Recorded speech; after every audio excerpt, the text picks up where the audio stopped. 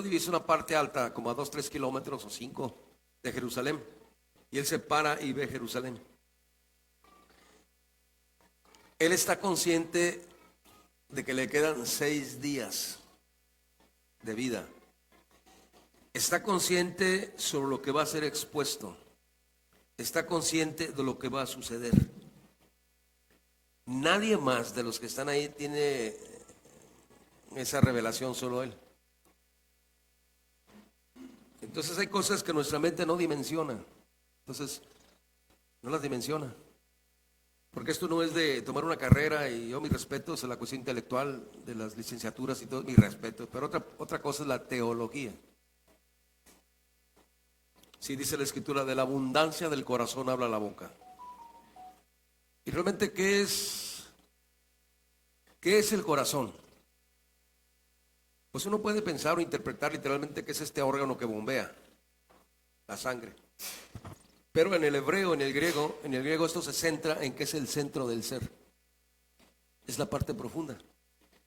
Entonces, en la Escritura habla de lo que se llama el neshama.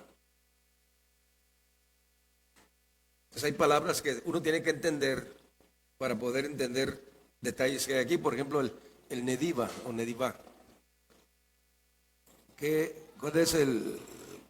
¿Cuál es el misterio? ¿Cuál es la naturaleza del nediva? Que es el alma que está en la voluntad. Uno no da porque esa alma no está trabajada. Uno es medio agarradón, padre a Dios, porque esa alma no está trabajada. Cuando esa alma está trabajada, el nediva que está en la voluntad, te sueltas a Dios. O sea, no estás pidiendo dinero, te sueltas a la obra de Dios. Pero cuando el nediva, que es la alma que está en la voluntad, que es la capacidad de dar, no está trabajada. ¿Y cómo se trabaja? ¿Cómo funciona esa alma? Entonces, al enterarnos de estas cosas, uno puede tener una identidad más clara de qué es lo que soy. Está bien todo lo que aprendemos sobre identidad, soy hijo de Dios. Bueno, y si eres hijo de Dios, ¿por qué te portas así? No, yo me pregunto, pero el espejo, le digo, eres hijo de Dios, Fer, sí, ¿por qué te portas así? Estás todo neuras. Pues así es todo. Así me alcanzó el... No, pero es importante, ¿por qué? Porque son cosas que tenemos que aprender. Entonces es el neshama, es esta alma que está en el centro del ser. Entonces, hay un maestro que todavía tengo contacto con él y le hago preguntas. Y él es maestro de hebreo. Pero no hebreo ese para ir de vacaciones a Israel y echar una vuelta por allá y comprar cosas y lo voy a traer para acá y ya cree que fue el cielo. No, él habla el del hebreo, de las lenguas muertas, de las que no tienen vocal. Y él explica exactamente lo que es el lenguaje de la Torah y cómo esa lengua no es un idioma. Sí, y no se aprende como que voy a estudiar a hablar inglés, voy a aprender a hablar alemán. No, las letras son símbolos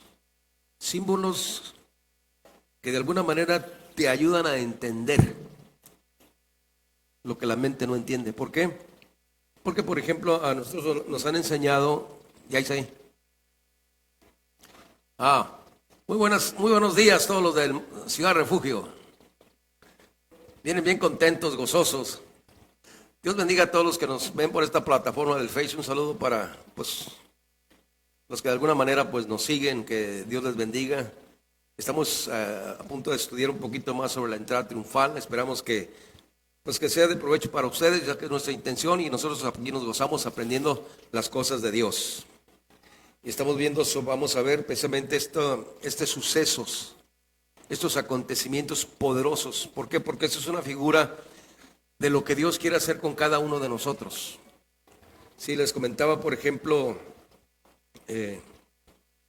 estas cuestiones del hebreo, sí, lo que es las letras del hebreo, de las que no tienen vocal, las que son puras consonantes. ¿Y qué simboliza cada letra? Pues no es un lenguaje como los idiomas. Este es una forma de entender, porque los profetas antiguos estaban enraizados en estas cosas Y a través de todos estos símbolos ellos podían darse una idea sobre Dios. Entonces muchas veces estudiamos a Dios como que fuera un concepto. El concepto limita la mente, por eso la gente pues llega un tiempo en que el coco ya no le da más porque está llena de conceptos. Dios no es un concepto. A mí me gusta más utilizar cuando digan, ¿qué es Dios para ti? No, pues el que me aliviana, me ayuda. Está bien, ¿no? Pero ¿qué es Dios? Es la emanación del bien absoluto. Dios es como un eterno deseo de dar. No hay capacidad humana, hablando en cuanto a mentes humanas, que pueda entender la naturaleza del Creador, porque necesitaría ser Dios. Por eso mucha gente se hace bolas y entiende por qué, porque trata de interpretar a Dios como concepto. Entonces a veces nos volvemos en puros conceptos y nos llenamos de religión y cuadrados y sáquenos de ahí. Sí. Entonces cuando estudias a Dios como por su naturaleza, Él te deja, por ejemplo, creo que el Espíritu Santo hace esto. Por ejemplo, no sé si sabe la historia de Hitler. ¿Y quién fue uno de los psicólogos que trataron a Hitler? Les voy a aclarar, no fueron los de la UAS. Uno que fue contemporáneo de, ¿cómo se llamaba el padre de la psicología? Freud. Dice Isaí, está bien la psicología, pero es una ciencia, ¿qué? Especulativa. Especulan mucho. Un filósofo, oye, ¿qué onda con Freud? Fascinó mucho. No puedo aterrizar lo que hizo. Pero es gente que tiene otro tipo de estudios. Entonces las ciencias especulativas limitan la mente. Te bloquean. Por eso llega un momento en que uno cree que ya sabe de Dios, cree que ya se la sabe de todas. Y entre más conoces de Dios, más te das cuenta que no sabes. Y entre más vas entendiendo de Dios, mejor te quedas callado, porque a veces hay gente que tiene 3, 4 meses y luego ya quiere dar clases de Biblia. Y ya, pues alégale. No, Dios no es un concepto. Dios es el Creador. Y uno va a entender hasta donde Dios le permita que uno entienda. Aquí no se trata de libros, aquí se trata de que el Neshama.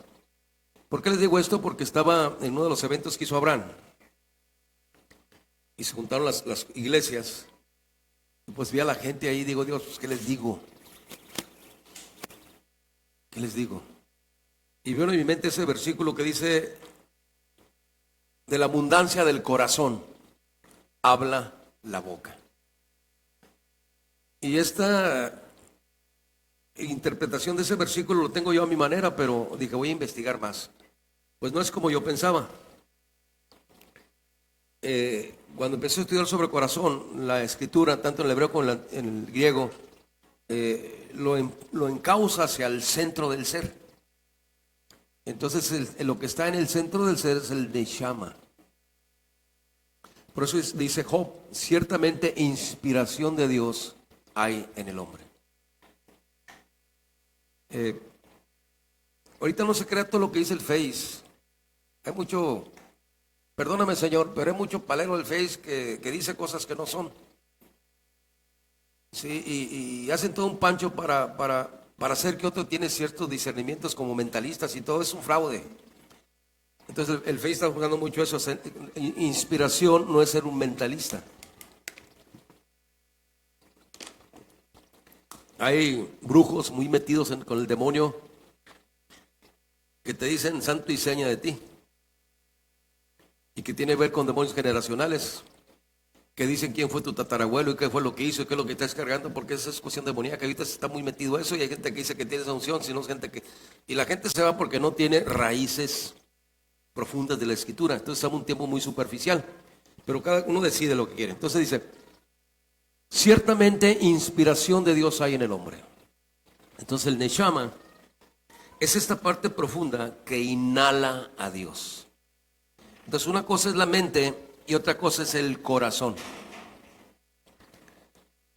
Algunas interpretaciones que tienen los sabios sobre el Génesis es que cuando habla de Eva, habla de la mente, y cuando habla de Adán, habla del corazón, pero es simbólico.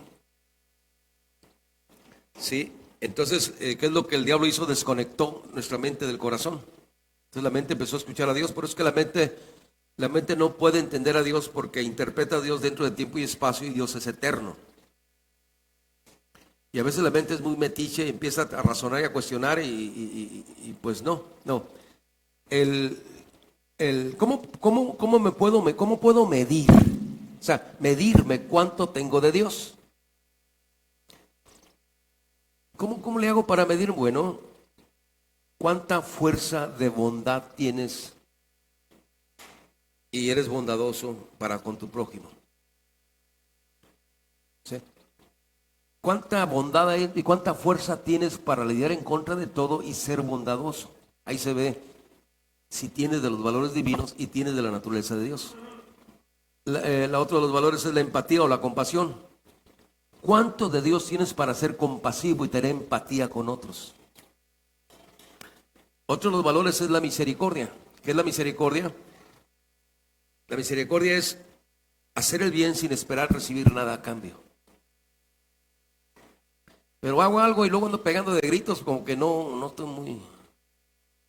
Por eso mire, no se force a hacer las cosas para Dios porque al rato, y las hace a fuerzas, al rato se va a enojar y va a andar rebotando y va a andar refiriendo lo que hizo. Pero si tienes misericordia, haces para Dios. ¿Sí? Entonces, ahí se ve exactamente cuando tengo a Dios, yo puedo verlo con el buen samaritano. ¿Sí? Todo lo que él hace por el prójimo. Y esa persona que él encuentra ahí, pues no era ni su pariente ni era de su congregación. Vaya usted a saber la ideología de la persona esa, pero ¿qué hizo el samaritano? Fue movido a compasión. El ser bondadoso es inclinarse en la necesidad de un inferior. Es como ceder y darle chance a que también él prospere. Y a lo mejor tiene mejor ministerio que el que Dios ya me dio a mí y va a brillar más, y va a bendecir más y va a tener más chamba que yo. Pues gloria a Dios, ¿no? No, pero tengo que ser yo el que brille. Entonces, el nechama, que es esta parte del centro del ser humano que inhala a Dios. Entonces, esto está bien estudiarlo, está bien leer, que te lo grabes, te lo pongas de memoria, pero lo tienes que inhalar. Entonces, estas porciones de la verdad, inhálalas. Llénate de estas cosas y entonces Dios te las va a revelar. Y vas a entender cosas que dices, bueno, tanto tiempo que había leído la escritura y nada. Entonces eso es el asunto así. Entonces aquí, por ejemplo, vamos a ver en el capítulo 21 del libro de Mateo, esto de la entrada triunfal. Vamos a leer del versículo 1. Ya lo habíamos leído ya lo leímos cuando leímos la Biblia, ¿verdad? Vamos a ir versículo por versículo. Dice así la palabra del Señor. Vamos a versículo 21. Y como se acercaron a Jerusalén, vinieron a Betfage, al monte de los olivos, y entonces Jesús envió a 2 discípulos, diciéndoles: id a la aldea que está delante de vosotros, y luego allá hallaréis a un asna atada y un pollino con ella, desatarla y traérmela. Si alguno os dijere algo, decidle: el Señor le ha menester, y luego los dejará. Hasta ahí. Entonces esta es una escena que está sucediendo antes de entrar a Jerusalén. ¿Sí? Jesús llega a esta parte ahí le dice a 2 de sus discípulos: vayan a tal parte, y ahí tengo un par de bocinas. Díganles que la lleven a tal parte porque ya las voy a ocupar. ¿Quién le dijo es un ejemplo, ¿no? ¿Quién le dijo, o cómo es que el dueño de esos animales, o sea, ¿usted cree que ese hombre ya sabía? ¿O quién fue y le dijo: oye, van a venir un par de ahí de la ciudad del refugio? Van a venir no, ¿quién le dijo al dueño de ese asna y de ese pollino? ¿Quién le dijo? Dice, vayan y desátenos y tráiganmelo. Y si alguien dice algo, dígale, el Señor le es menester. O sea, eso es mentalidad de reino. O sea, así piensa la gente que tiene mentalidad de reino. O sea, uno que tiene mentalidad de reino sabe que nada de lo que tiene es suyo y que el día que se muera no se va a llevar nada. ¿Qué pasó con mi buen camarada? Uno que le gustaba ir a Guadalajara a comprar ropa. Y luego llegaba, perdóname señor, voy a hablar de más, nos presumía. Oh, me traje una guayabera, Fer, que olvídate. Y pues hay las camisitas de pastor, cuando nomás yo tengo las domingueras y las de diario. Y dije yo, bueno, algún día voy a ir a Guadalajara a tener una guayabera para ser político. Otra me puse la blanca y creen que soy obrador. Fíjese. Sí, eso piensa la nieta del hermano Luis, ¿da Luis? ¿No piensa tu nieta que su tío es López Obrador? Ya pasando por ahí dice, mira, ahí está López Obrador. A ver si Y así platicamos y él era mi amigo, era muy sangrón, pero era mi amigo. Y tenía sus ideas, pero era mi amigo. Pasó el tiempo y le decía, oye, lo que tengas por ahí, regásalo. Ay, ¿para qué quieres tirichero ahí? No.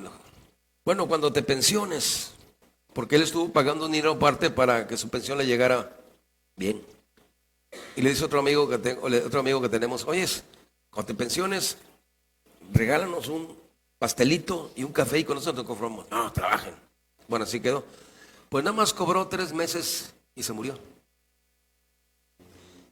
Y sus hijos me dijeron, oiga pastor, dice, usted era muy amigo de mi papá, lo apreciaba mucho, aunque llegaba enojado, pero siempre andaba hablando, dice, por eso de la religión. ¿Y en qué te puedo servir? Ahí está toda la ropa de mi papá. Llévesela, regálala, véndala o haga algo para la iglesia, pero ahí está, llévesela. Y fui. No, pues ya salí con unos bolsones ahí.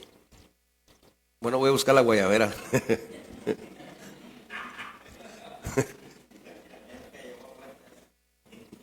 No se llevó nada. No se llevó nada. No se llevó nada. No estoy diciendo que regales tus cosas. Nada es nuestro. Uno que tiene mentalidad de reino no se dueña de nada. Todo es de Dios. Al Señor le es menester. Hay unas clases que da Global sobre el reino que lo dejan a uno bien. Entonces vayan y desátenlo y tráiganmelo. Y entonces ellos fueron, como les mandó. ¿Sí? Y dice aquí en el versículo 4, y todo esto fue hecho para que se cumpliese lo que fue dicho por el profeta que dijo, decid a la hija de Sión, he aquí tu rey viene manso y sentado sobre un asna y sobre un pollino, hijo de animal de yugo. ¿Sí? ¿Cuál es la razón esa? En la época de los reyes, los reyes no montaban en caballos. Ellos, los verdaderos reyes, usaban asnos porque tenían una figura, era para que no perdieran el piso. Sí, Salomón tenía muchos caballos, pero es muy importante el por qué los reyes en su época montaban el asno.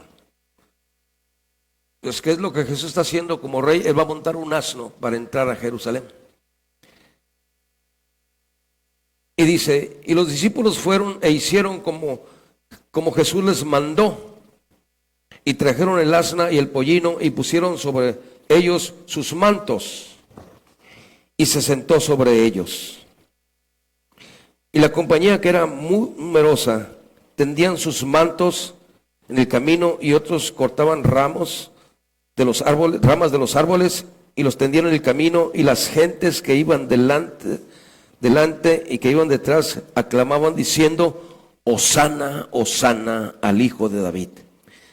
Esa palabra Hosana está relacionada con la palabra Yeshua. Entonces, aquí por los traductores, pero esta palabra tiene que ver con el nombre del Hijo de Dios, Yeshua. Sí, y es una palabra que tiene que ver con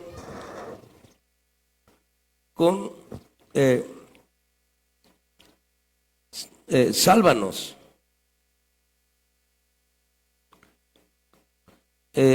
socórrenos.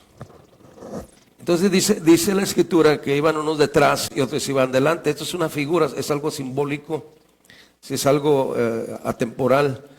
Es un mensaje que está dando. ¿Por qué? Porque este mensaje queda claro aquí en la escritura, porque esto ya pasó hace miles de años o cientos de años y es atemporal. Es un mensaje para ti y para mí.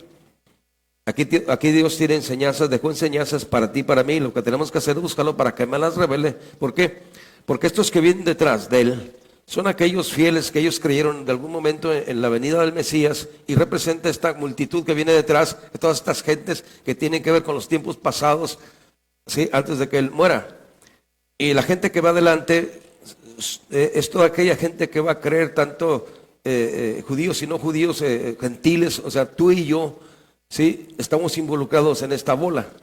Y todo lo que ellos están diciendo: Hosana, Hosana, socórreme, sálvame, ayúdame. Ahora, el asno representa la terquedad, ¿sí? Y también el asna y el pollino representan el orgullo. Entonces, el asna representa también el orgullo de superioridad. El pollino representa el orgullo de inferioridad. En otras palabras, él vino a montar precisamente, se subió sobre esta asna, puso sus pies sobre el pollino. Hay algunas otras gentes que enseñan cosas muy interesantes. Que, por ejemplo, el pollino es un animal que nadie había montado, que también representa también el orgullo en la voluntad humana, dando a entender que no había habido nada que domara la voluntad humana. Y lo que ellos están diciendo: socórreme, sálvame de mi propio orgullo, sálvame de mi terquedad, sálvame de mi propia dureza, toca mis propias durezas, Señor, y ven a montar esa parte profunda que no ha sido domada dentro de mí. ¿Sí? Yo recuerdo que hace muchos años viví en la Cruz de Lota y me juntaba con gente que tenía caballos. Y en aquel tiempo, cuando estaba chico, aprendí a correr en caballos y todo, y andar de vago con una bola de vagos, sí, y a montar a pelo y correr en caballos, burros, de todo, ahí en un río, y jugábamos carreras. Entonces este animal que no haya sido montado representa esa parte de la voluntad humana que no ha sido domada, que representa esas cosas de terquedad, de orgullo, que están dentro de mi propio ser, que de alguna manera necesitan ser domadas, que necesitan ser controladas, porque soy tan terco. ¿No conoces a alguien así? Tan obstinado, ¿sí? Sí, tan terco, que de alguna manera sé que las cosas no sean así, y ahí estoy de terco. Sí, esa terquedad, ese orgullo, eso que me saca del camino, eso que controla mis emociones, porque muy dentro de mi corazón sé que la cosa no es, pero estoy montado de alguna manera, estoy aferrado a mi propia terquedad. ¿Y qué es lo que está diciendo? Hosana, sálvame. No dejes que me vaya tras mi propio camino. ¿Por qué? Porque si estudiamos la escritura, el libro del Éxodo y lo que es la Torah y las cosas, o lo que Abraham enseñó, es un viaje hacia adentro. Todo lo que Abraham enseña en la escritura es un viaje al interior. Por ejemplo, Abraham, dice la escritura, que en su momento, en su tiempo, o dicen los que saben, de qué tipo de estudios tuvo Abraham. Él fue un científico de la época. Él estudió en Harvard, estudió en la UAS, en la Universidad de Durango, en la Ignacio López Rayón, la primaria. Bueno, Abraham era científico de la época, era numerólogo. Inclusive hay ciencias que ni idea tenemos de las cosas que dicen los sabios que escribió Abraham, como por ejemplo libros. ¿Sí? Hay libros que ni aparecen aquí en la Biblia, pero los menciona, por ejemplo, el libro Shafer o el libro de la creación. Sí, yo estoy de acuerdo que la Biblia es un resumen de todas esas cosas que Dios dejó. Sí. Entonces él era numerólogo, él sabía de la astrología, él conocía el firmamento. Él sabía de todas esas cosas, de todo eso que hay en el universo. ¿Por qué? Porque el libro de los Salmos también habla de esas cosas. Y él de alguna manera buscó a Dios y no lo encontró. Entonces en el capítulo 12 Dios viene y le habla y le dice: Leileja, ya no me busques allá arriba, búscame dentro de ti. Entonces es bonito estudiar la Escritura en la vida de Abraham, porque todas las cuestiones que habla la Escritura son una cuestión simbólica de algo que está plasmado ahí para que yo entienda lo que me sucede. Por ejemplo, cuando Abraham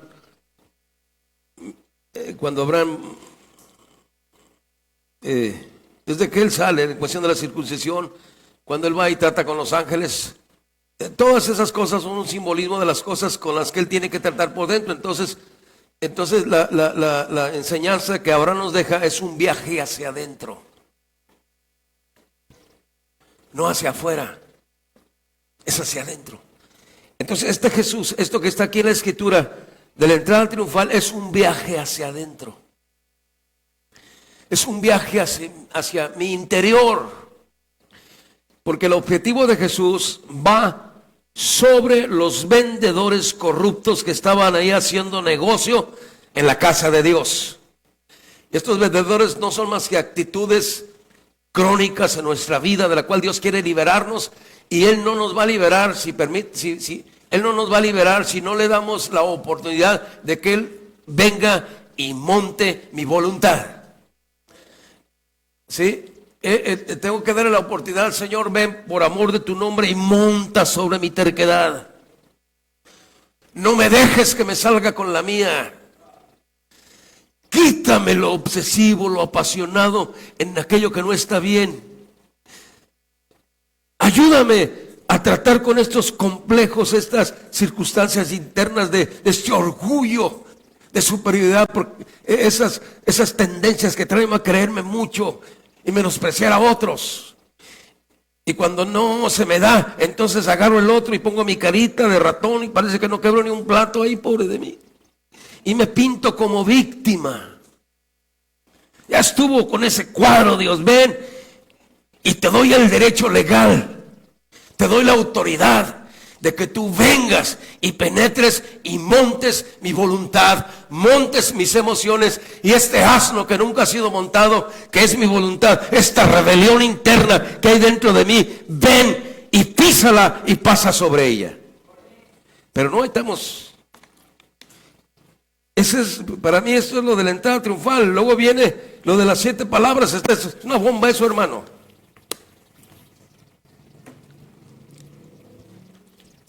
Eso de las 7 palabras es una explosión, porque se movieron dimensiones que ni siquiera entendemos.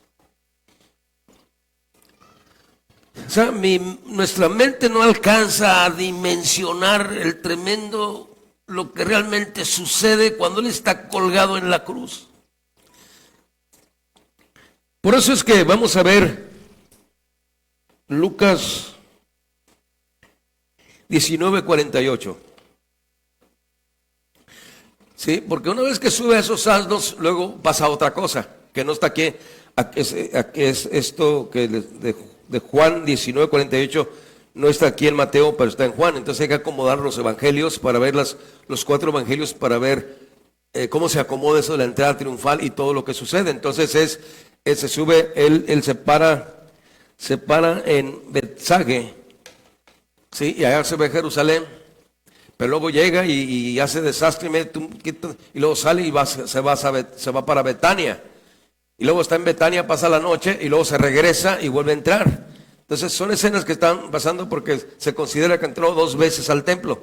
Imagínate, entró la primera vez y saqueó las mesas, las bancas, echó todo para afuera y agarró a los que estaban haciendo negocio ahí, los corrió y se fue. Otro día regresa y están haciendo lo mismo. ¿De qué habla eso? Habla de la parte consciente. Ahora, hay palabras en la escritura en la escritura o eventos en la escritura que no hay palabras de ciencia de esta época como para decir el consciente o el inconsciente. Pero la escritura sí habla de estas dos partes, la parte consciente y la parte inconsciente. La parte consciente es aquellas cosas de las que estamos conscientes. La parte inconsciente es aquella parte profunda de la cual no estoy consciente de que la estoy regando. Nunca he visto que voltean a ver lo que hizo un Pancho y usted ni en cuenta. A mí cada rato.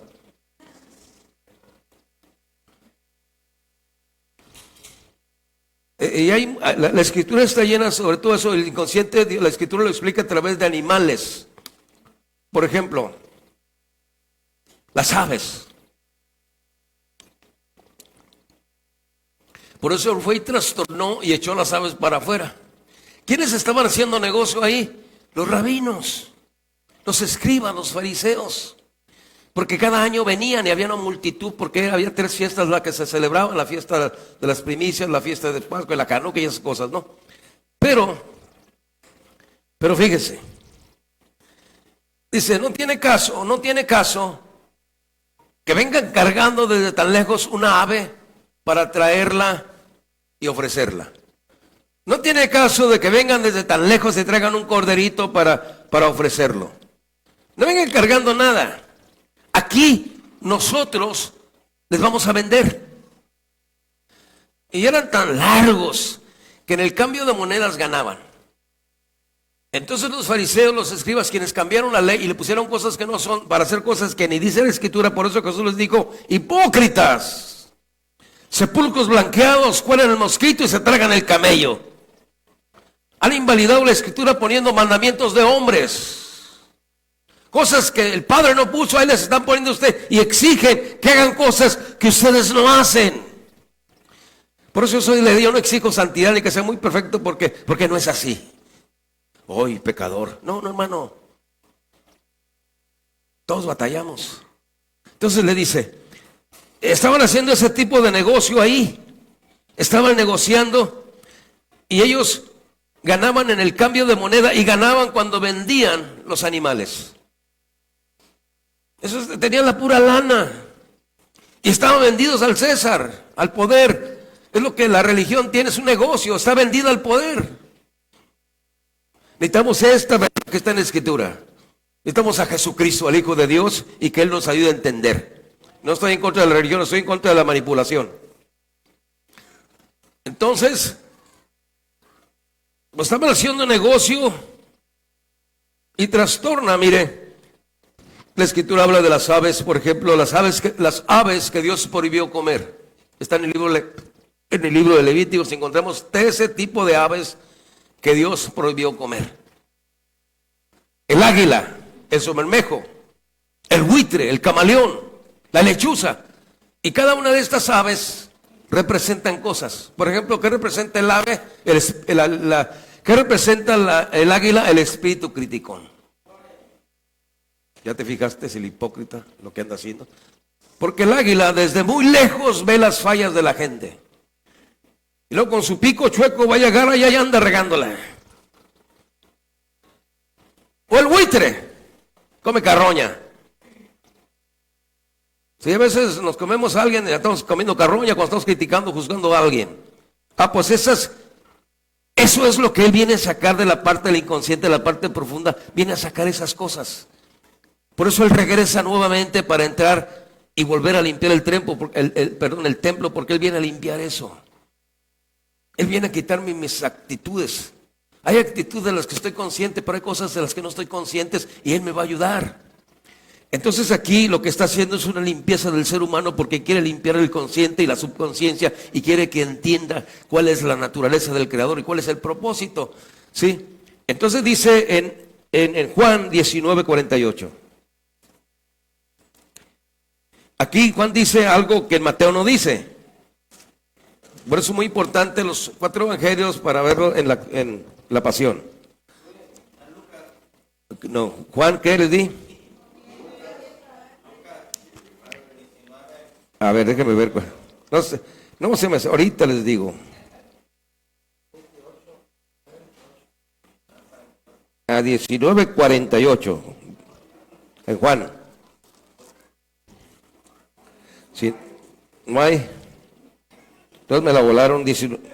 Lucas 19:28. No, pero bueno, aquí estamos, aquí la tengo. Vamos a ver es Lucas 19:41. ¿Están ahí? Y como Jesús llegó cerca, viendo la ciudad, lloró sobre ella. Mire, él se para en la ciudad, de lejos, en Bethsaida, y le dice: a ver, Rafita y Isaí, van y tráigame un asna y un pollino que están allá en la Juárez, en la casa del Victoriano. Y si sale Marina, díganle, en la iglesia es menester.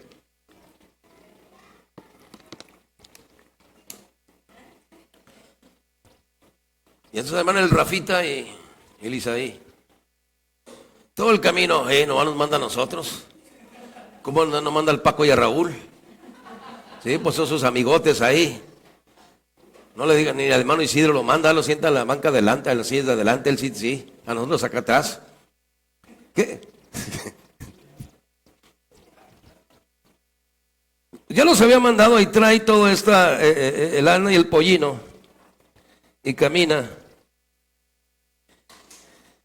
Dice, y como llegó cerca, viendo la ciudad, lloró sobre ella. ¿No te dice nada de eso? Lucas 19:41. Aparte de que monta estos animales, él sigue, se para y ve la ciudad y lloró. A mí me gusta mucho, veo en el YouTube porque busco cosas sobre la oración de lágrimas. Sí, porque tiene mensajes profundos, pero yo creo y sustento y pongo mi mano en la Biblia, una iglesia sin lágrimas nomás está perdiendo el tiempo. Las lágrimas tienen que ver con el río que sale del trono de Dios. Las lágrimas son poderosas, poderosas. Pero no esas lágrimas del, date lamiendo las llagas, pobre de mí. Soy el patito feo. Ay, nomás a nosotros nos mandaron por el asna y el pollino. Eso de estarse lamiendo las llagas, quejándose y conmiserándose, esas lágrimas no tocan más que al diablo. Estas lágrimas son las lágrimas del Cordero. Son las lágrimas del Salvador. ¿Cómo cree usted? ¿Cómo cree usted? ¿Cómo cree usted? Déjame poner aquí para que, modo avión, porque voy a empezar a subir. Ahora sí, ya voy a empezar a subir. ¿Cómo cree usted? Cuando Jesús ve Jerusalén, ¿qué correría por su mente? ¿Qué pasaría por la mente del Salvador? Él sabe que va a ser azotado, pero no es que le van una cueriza, no, lo van a desfigurar. Le van a romper las espaldas, le van a escupir la cara, lo van a azotar de una forma brutal. ¿Sí? Y luego va a ir al Monte de los Olivos, ahí el lugar donde va a ir a orar y va a sudar sangre. Y él se para ahí, ¿por qué? Porque es un tiempo muy específico para Jerusalén. Mire lo que dice, una de las razones por la que él llora. Lloró sobre ella diciendo: oh, si también conocieses a lo menos este día, lo que toca a tu paz, mas ahora está encubierto de tus ojos, porque vendrán días sobre ti que tus enemigos se acercarán para evaluarte y te pondrán en cerco y todas partes te pondrán estrecho y derramarán la tierra a tus hijos dentro de ti y no dejarán piedra sobre piedra por cuanto no conociste el tiempo de tu visitación. Bueno, esto se lo está diciendo a Jerusalén, pero también nos lo está diciendo a nosotros porque él entró a nuestro corazón. Él está haciendo un viaje,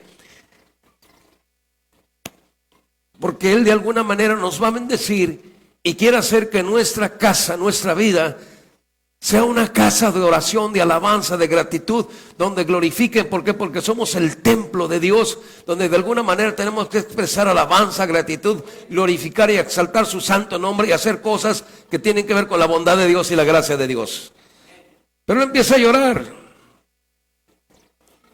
Él empieza a llorar. Estaba platicando con un muchacho y le digo, fíjate que estaba viendo las lágrimas.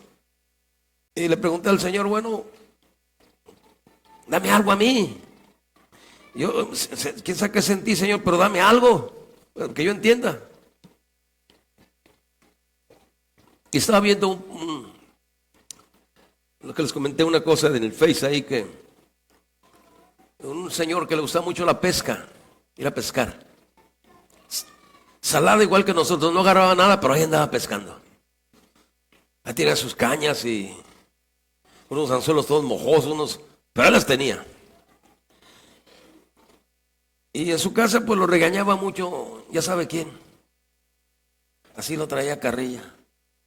No podía salir porque luego sonaba el teléfono. ¿Dónde andas? Ando con el pastor.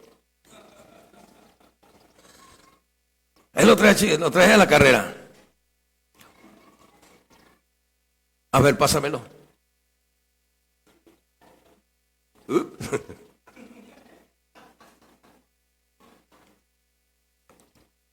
¿A qué fuiste? Es la celotipia y todos esos rollos. Que la celotipia no es más que un abrazo para controlar. Quien hace la obra es Dios. Entonces él iba con sus amigos a pescar. Y llevaban carne asada. Se ponían de acuerdo que cada quien llevaba algo. Iban a un lugar donde casi le había pescado y ahí tomaban las cañas, pero se ponían a pescar, a tomar refresco, a estar platicando, a estar vacilando. Y risa y risa y risa, y ahí no agarraban nada. Y luego llegaba a su casa y le dice, mira, salado. Yo no sé qué tanto vas a pescar y pescar y pescar y no agarras nada. Yo no sé, a ver, dime por qué tanto te gusta ir a pescar. Y se le queda viendo, no lo entenderías. Iba a descansar de ella.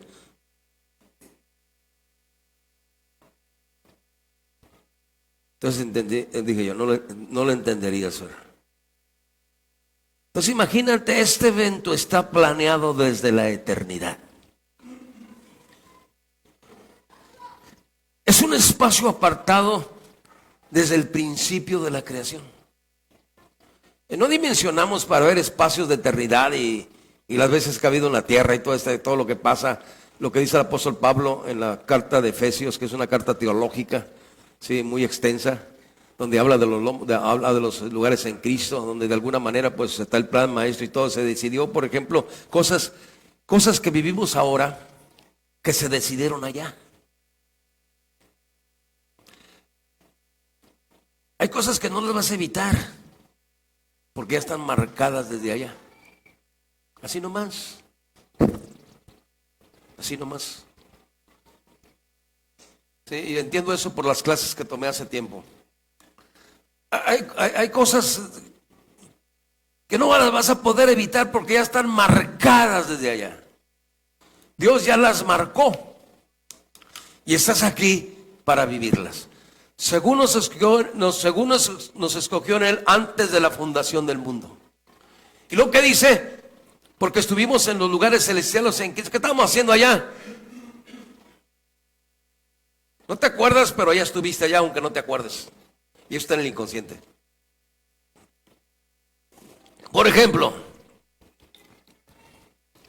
¿dónde se decidió que yo voy a ser el papá de Isaí? ¿Dónde se decidió que voy a ser el papá de Abraham? ¿Dónde se decidió que voy a ser el papá de Ruth? ¿O el papá de Ananí? ¿Dónde se decidió que voy a ser el abuelo de la Fer? ¿O de la Hannah, o de la de él? ¿O de Leighton? ¿O de los Osías? ¿Dónde se decidió que voy a estar aquí en el púlpito con ustedes? allá. Eso no se decidió aquí. Hay decisiones que se tomaron allá, pero no las dimensiono porque pues me falta esencia de Dios.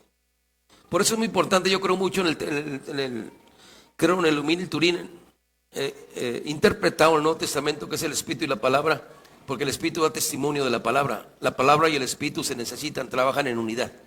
El Espíritu nunca va a estar en contra de la Palabra, ni la Palabra en contra del Espíritu. ¿Sí? Y hay que entender esto. ¿Por qué? Porque hay verdades en las cuales Dios te da testimonio y te hace sembrar. ¿Por qué? Porque esto es desde allá. Entonces imagínate, Él se para ahí. Y ve tú a saber, aparte de orar por Jerusalén, ¿qué cruza por su mente? ¿Dónde se decide que Él tiene que ir a la cruz? ¿Dónde se decide cuántos azotes va a recibir? ¿Dónde se decide quién fue el romano que lo azotó? Ese romano que lo azotó ya estaba en el plan maestro. Ese que le escupió la cara ya estaba en el plan maestro. Ese que lo traicionó ya estaba en el plan maestro. Es que no dimensionamos porque entendemos de Dios. Entonces, Él se para y empieza a llorar. Luego, Señor, yo quiero aprender más sobre las lágrimas. Es que a veces las lágrimas uno trata de interpretar a Dios como una figura humana. Y está la hermenéutica que te habla de rollos así, pero no, necesitamos que nuestra mente se abra a la naturaleza del Creador y entender que Él no tiene forma. Que cualquier idea que tengas de Él no es. Por eso dice, no hagas imagen ni semejanza. Porque no, Dios no es esa imagen que se te ocurre en la mente, porque a veces todo es en nuestro mundo. Nuestro mundo es que creemos que lo que hago ya haciéndonos, eso es Dios, y nos reducimos hacia los fariseos. Dios no tiene principio ni fin. Dios es la esencia de la emanación del bien absoluto. Dios engendró a su Hijo, se engendró a sí mismo. Él dio su naturaleza. Entonces hay partes de la Escritura, por ejemplo, si viéramos sobre las cataratas que se abrieron en los cielos cuando el diluvio. Y cuando la Escritura dice, pues yo abriré las ventanas de los cielos. Dicen los sabios que eso tiene que ver con los ojos de Dios. Entonces cuando las cataratas se abrieron, los ojos de Dios se abrieron y emanó el agua. Pero fue agua de juicio.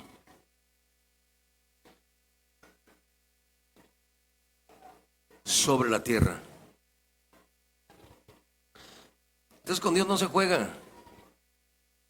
A Dios no le voy a ganar. Con Dios no me voy a salir con la mía.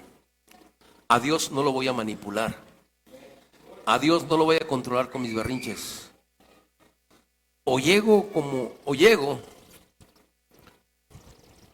A ver, vamos a hacer un ejemplo. Qué bueno que traje esto. Ponte la ahí. Vete hasta allá atrás.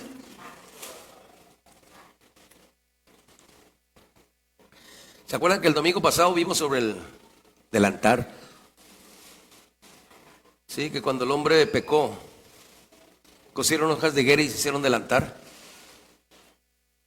Y oyeron la voz de Jehová Dios que se paseaba al huerto al aire del día. ¿Qué hubiera hecho el hombre ahí? Por ejemplo, ¿cuál era un indicador que hiciera el hombre? Quitarse el delantar y salir. Aquí estoy, Dios. Pero ¿cómo crees que salió? Con el delantar. Aquí estoy, Dios. No se lo quitó. Aquí se lo están entregando. Por eso que traigan su delantar. Dios no te va a tocar si no te quitas el delantar.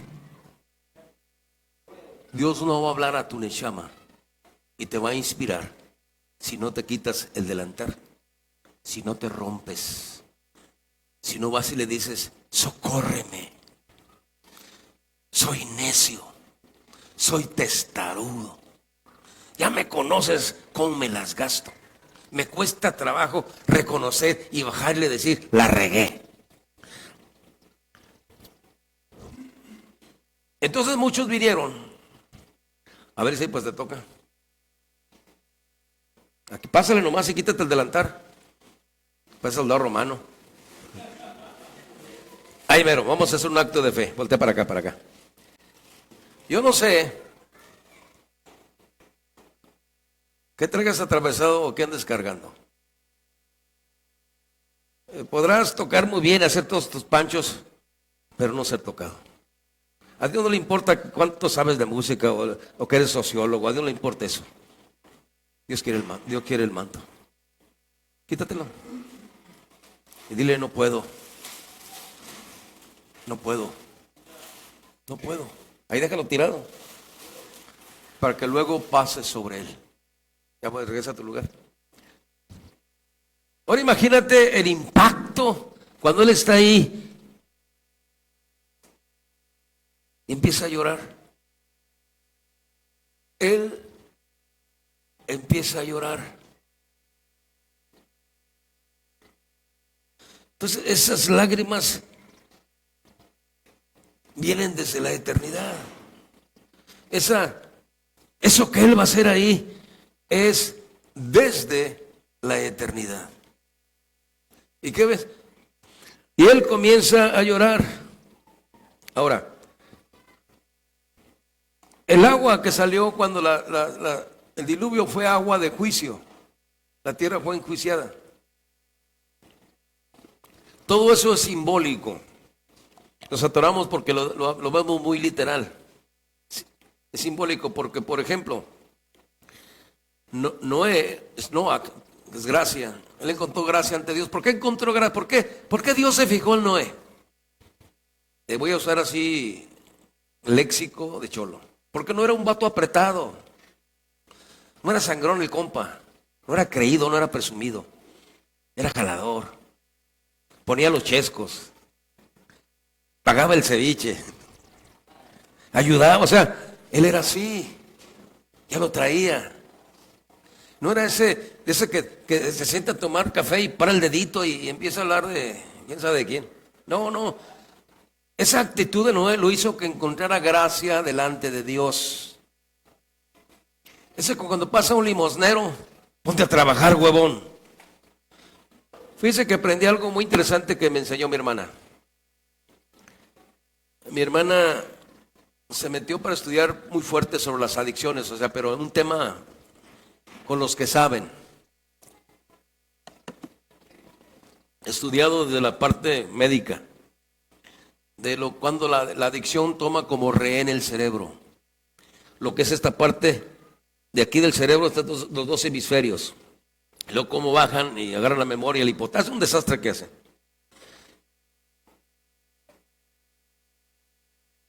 Y me dice, ya entendí, Fer. ¿Qué entendiste? Ya entendí.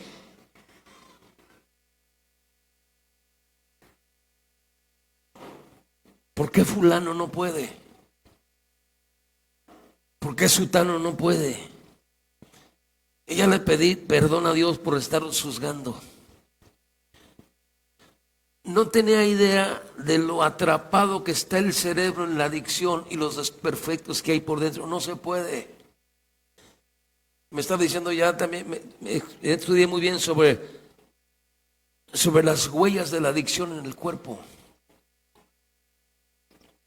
Ya me estuvo explicando, ¿no? Y yo no sé por qué. Bueno. Entonces, pues me explicó toda esta situación. Entonces, por ejemplo, cuando Noé, no sé por qué él se iba a decir, cuando Noé, pues encuentra gracia ante Dios y hace el arca, yo no sé si existe o no existe, yo he escuchado mucho que existe, pero a mí no me consta, yo no he ido al monte Ararat, me he parado ahí y he dicho, ahí está el arca, y luego que haya llegado, la toqué. Yo sí creo porque muchos creen y hay evidencias en libros, pero que yo sea testigo de ir a tocar el arca, no la he ido a tocar. ¿Usted ya fue?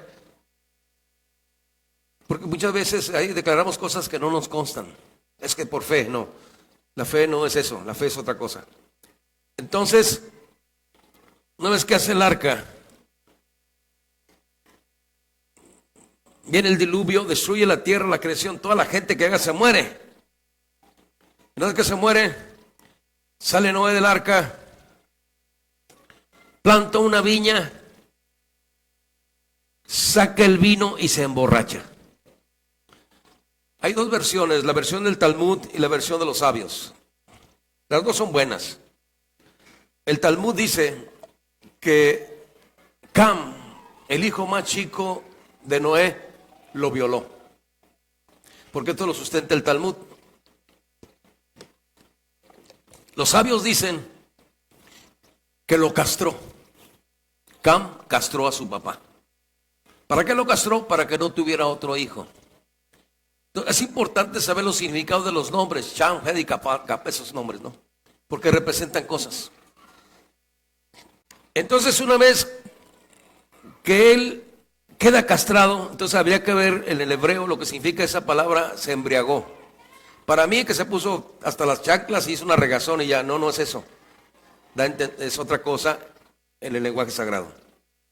Pero hay que dejarlo así porque, oye, hermano, a mí no me interesa eso del mesiánico ni del judaísmo, no me interesa Jesús. Entonces, ¿qué pasó después del diluvio, de la matanza que hubo? Vuelve a levantarse el pecado y entonces, ¿de qué sirvió la muerte de toda esa gente que se ahogó? Y después de ahí, Noé ya no pudo hacer nada. Quiero decirte que una mente castrada ya no puede hacer nada. Porque la castran sus ideas, sus prejuicios, su terquedad, lo castra. Un castrado no es visionario. Un castrado no tiene visión. Un castrado es un egocéntrico, es un controlador, es un manipulador. Necesitamos que Dios haga algo en nuestro ser para tener una visión de lo que Dios tiene. Entonces, esas aguas que cayeron fueron aguas de juicio, o por llamarlo así, lágrimas de juicio. Pero las de Jesús son lágrimas de misericordia. Vaya usted a saber el mundo de cosas que están pasando por la mente del Salvador. Todo lo que está pasando dentro de él. ¿Por qué? Porque esas lágrimas tienen que ver con la eternidad. Esas lágrimas tienen que ver con Israel. Esas lágrimas tienen que ver contigo, tienen que ver conmigo. Esas lágrimas son poderosas. ¿Por qué crees que estos amigos están haciendo las suyas? Porque no hay cristianos de lágrimas, porque vemos puro egoísta, envidioso, controlador, que no buscamos a Dios en una forma poderosa para que la intercesión y las lágrimas del Cordero hagan su trabajo. Dios quiere llorar a través de su templo. Dios quiere que las lágrimas fluyan a través de su templo. Pero Él tiene que limpiar el templo. Él tiene que limpiar mi ser. Él tiene que sacar estos vendedores corruptos de estas ideas malvadas que no me dejan avanzar con Dios para caminar con Él. Él tiene propósitos. Todo esto es un propósito. ¿Y qué pasa? Él empieza a llorar. Él empezó a llorar, son las lágrimas del Cordero. ¿No te dice nada eso? Me hubiera gustado estar ahí parado, nada más para ver a mi Salvador llorar. Dios no le hace que me hayas creado, aunque no siga en la eternidad, nada más para ese momento, ver a mi Salvador llorar. ¿Sí? Él sabe que va a ser expuesto. Él sabe que brutalmente Él va a ser torturado. Él sabe que en el huerto empieza a sudar sangre porque ya no puede llegar a la cruz. Y le empieza a decir, cruz, pasa esta copa. Sucede todo eso y luego es traicionado por Judas. Fue y lo entregó. ¿Sí? Y luego es apresado y es llevado. Pero viene en otra parte de la escritura, cuando él va a Betania, él está en Betania, pasa la noche allí y otro día se levanta. Muy temprano y ahí viene de regreso, otra vez a Jerusalén. Ya había pasado una vez, luego ya viene de regreso. Entonces una vez tu mensaje, y luego acá estaba en Betania, allá durmió la noche, el otro día se levanta y viene. Pero en el camino encuentra una higuera. Esa higuera es el hermano Fernando. Es el hermano Luis. Es Israel. Eres tú, soy yo. Decía, bueno, Dios, mira, hay mucha enseñanza y mis respetos para todos los predicadores. No juzgo a nadie, pero puedo especular. Puedo tener mis propias ideas personales.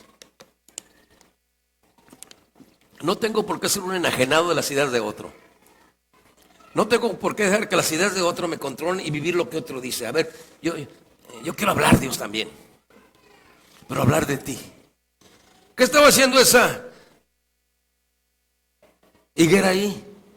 Pues Dios la puso ahí.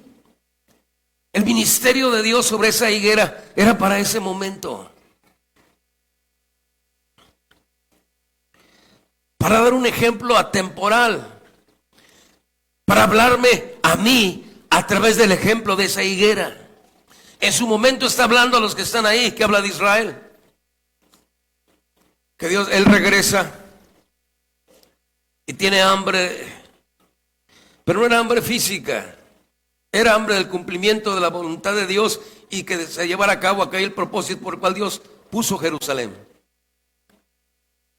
Entonces, ¿qué es lo que hace? Encuentra la higuera y no tiene frutos. La higuera habla de sinceridad. Entonces él llegó a esa higuera y la vio, le pide y no tiene frutos y la secó.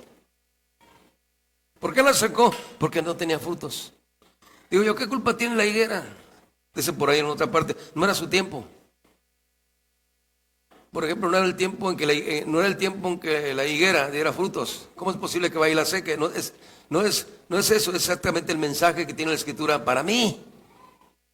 Entonces, esa higuera tiene un mensaje para mí, como para ti, como para la gente que vio en las generaciones pasadas, como la gente que estuvo en ese tiempo, como la gente más adelante que va a creer. Tiene un mensaje para usted y para mí.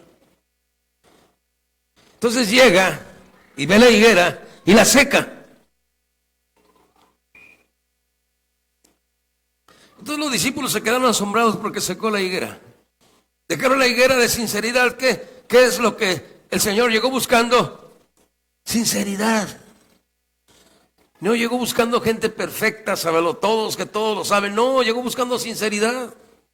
Estoy apachurrado, Dios, no puedo. No me puedo esconder dentro de mí mismo.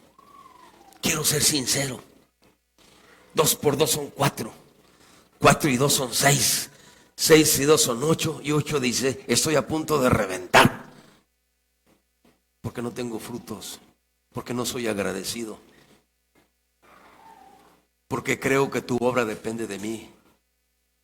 Porque creo que yo soy el jefe y tú no. ¿Y qué dijo Jesús? La secó. Y sigue. Vuelve a entrar al templo. Y vuelve a echar para afuera a los vendedores.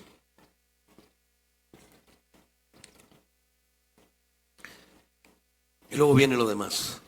Entonces, ¿cuál es el principio que de alguna manera a mí me sirve? Necesito ser sincero. Pero no voy a ser sincero si no trabajo con el asno y el pollino que hay en mi voluntad. Porque si no le doy la oportunidad a Dios de que venga y penetre mi voluntad. Mire, vamos al Mateo 21 de vuelta para que vea el escándalo que había. Y luego gente dice, hermano, ese ruidajo.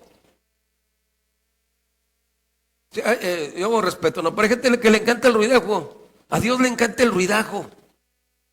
A Dios le encanta que la gente esté diciendo, Hosana, Hosana, socórreme, sálvame, ayúdame, sácame de mi agujero, sácame de mi crisis, sácame de mi depresión, sácame de mi orgullo. Hosana, Hosana, bendito el que viene en el nombre del Señor. ¿Qué es bendito? Nomás a él se le puede decir bendito. ¿Qué es bendito? Bendecir. El único que tiene la capacidad de bendecir es Dios. Nadie más. ¿Cómo bendecir? Yo no tengo la capacidad de bendecir porque no soy Dios. Pero sí tengo la capacidad de que si Dios me bendice, bendigo a otro. Eso sí lo puedo hacer. Porque a veces creemos que somos los benefactores y que por nosotros la bendición de Dios corre. No, corre porque Él es bueno. Y si yo malo un lado, Él pone a otro. Él es Dios. Entonces dice, fíjense lo que dice aquí la Escritura, y con esto vamos a cerrar.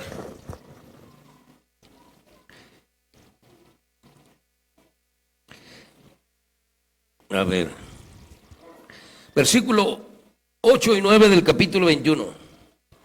Y la compañía, porque era compañía, porque era mucha gente que iba a celebrar fiestas de los primeros frutos, la Pascua y el pan sin levadura. Entonces, por eso, entonces toda esta muchedumbre, toda esta gente va a celebrar la Pascua, va a los panes sin levadura y va a celebrar los primeros frutos. Versículo 9. Y las gentes que iban delante y que iban detrás aclamaban a gran voz, diciendo: Hosana al Hijo de David, bendito el que viene en el nombre del Señor, Hosana en las alturas. Y entró él en Jerusalén, y toda la multitud se alborotó diciendo: ¿quién es este? Y las gentes decían: este es Jesús, el profeta de Nazaret de Galilea. Y entró Jesús en el templo de Dios, y echó fuera a todos los que vendían, compraban en el templo, trastornó las mesas, los cambiadores y las sillas, y los que vendían y las palomas. Y dice: escrito está, mi casa, casa de oración será llamada por todas las gentes.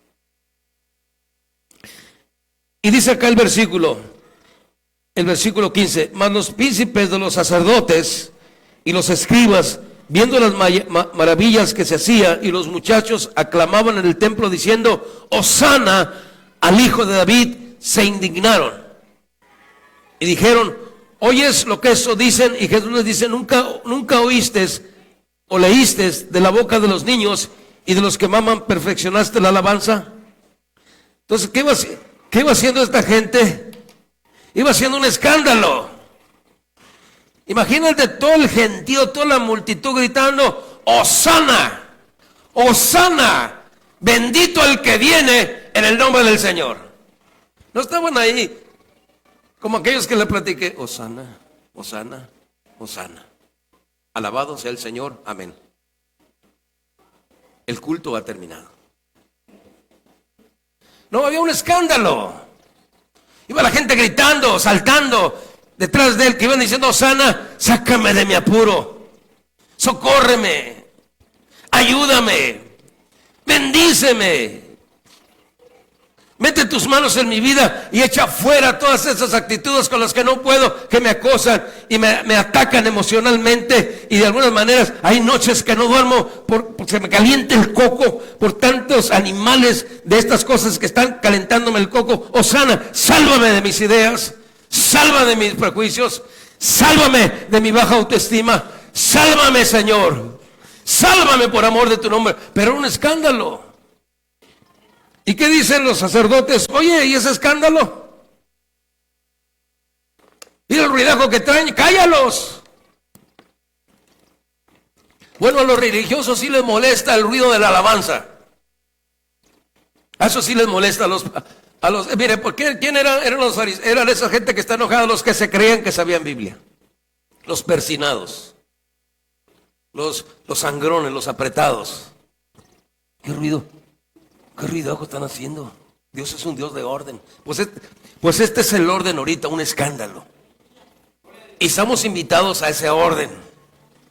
Yo no sé si tú quieras decirle Hosana. Hosana. ¿Sabes la alabanza de Samuel? Hosana. Vamos a cantar Hosana. ¿Hay alguien que quiera decirle Hosana? ¿Hay alguien que quiera sacudirse ese manto y traer y decirle a Dios, aquí está, monta mi voluntad, ya me cansé. ¿Por qué? Porque el polluelo era un asno que nunca había sido montado. Hay partes de nuestra vida que tienen que ser conquistadas. Dígale, ven y conquista mi corazón, conquista mi interior, conquista mi vida. Hosana, bendito el que viene en el nombre del Señor. Hosana en las alturas. Póngase de pie. Esto no es un funeral, es la entrada triunfal. Es un tiempo donde hubo mucho ruido. Ya el miércoles vamos a ver la crucifixión, el jueves vamos a ver la crucifixión por el Face. Pero bendito sea el nombre del Señor. Esto quedó para que veamos cómo le gusta al Señor que lo traten. Hosana, me diste vida, tengo existencia. No estoy en el hospital malo, enfermo, con una enfermedad crónica, desgastada, enferma ahí. No estoy en la cárcel, no estoy en un centro de esos lugares.